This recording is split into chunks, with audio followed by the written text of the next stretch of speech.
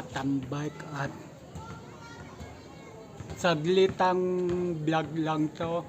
Yan po gabi na is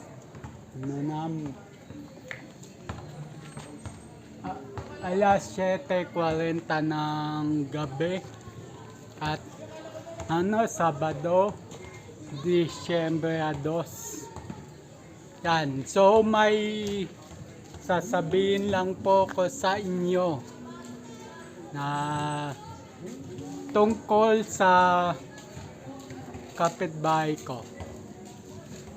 So ayan, yun, mga katambay at magandang gabi uli po sa ating lahat. May isi-share lang ako tungkol sa kaibigan ko. Yan. Kung relate kayo dito sa ikakwento ko, please paki-comment nyo naman kung sino nakarelate. Ang sitwasyon kasi ng kaibigan ko is may kapitbahay siya. Kasing edad ng tatay niya, mga 60. Yan. Pero malakas pa. Umiinom pa nga eh. Kilala ko din yung tatay na yon. Nakakasabay ko mag-bike. Yan. So, yung kaibigan kong yon, special din, kagaya ko. Lagi daw siya tinitira. Yan ang kwento sa akin. Lagi daw siya tinitira. Ewan ko kung anong tinitirang ginagawa. At para bang dinadown niya yung taong yun. Yung lalaki yun.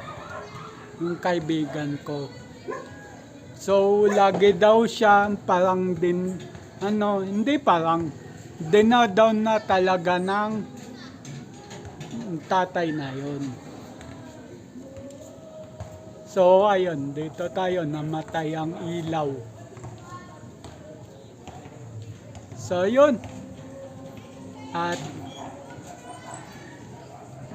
ano nga bang ang dapat natin gawin para maiwasan natin yun? Ang una is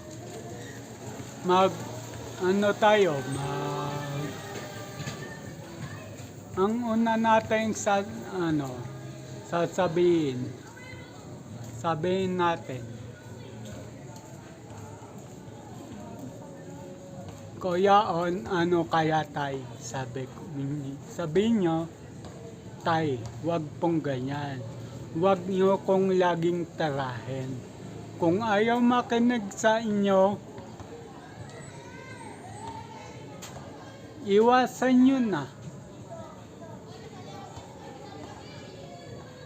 Ako sa palagay ko, pag ako ginanon, siguro no commitment na lang ako. Iiwas na lang talaga ako pag ganon sitwasyon.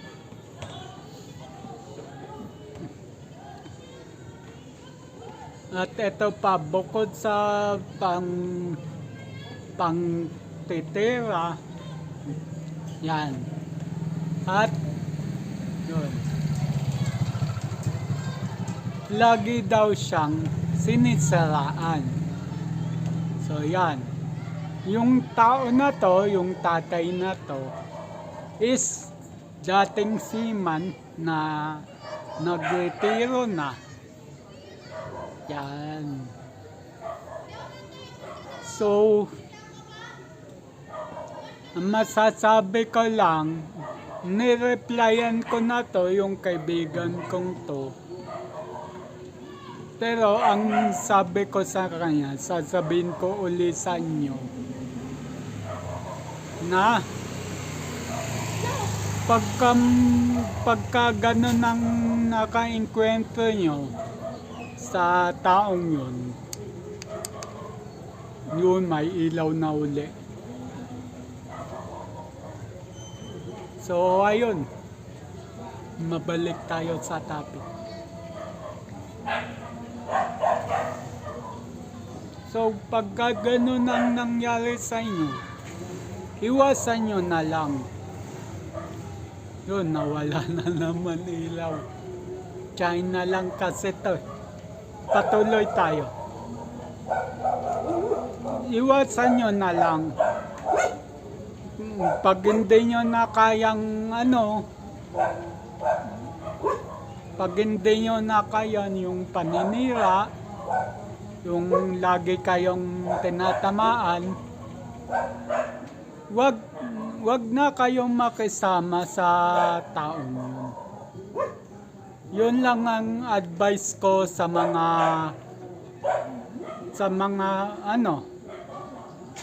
kumbaga mga batang 90s na kagaya ko na nakakaranas ng laging tinatamaan ang taong yun, laging sinisiraan. So, ayun lang ang comment ko sa ganong tao. Kung sa akin man mangyari yun, pipilitin ko talagang iwasan. Okay lang, tawagin niya ako, kikibuin ko, pero yung makikipagdaldalan, hindi na siguro.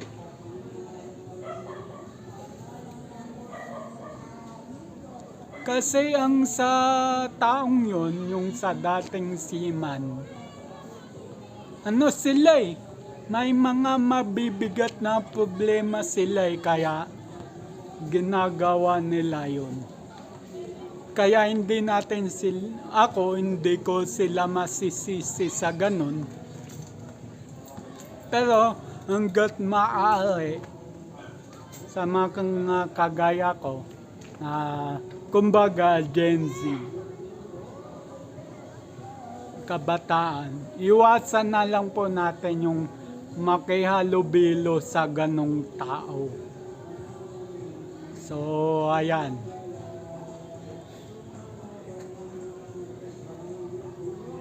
So, yun lang. May comment ko sa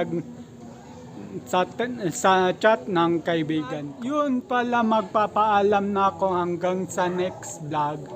Keep safe everyone. God bless and then bye-bye.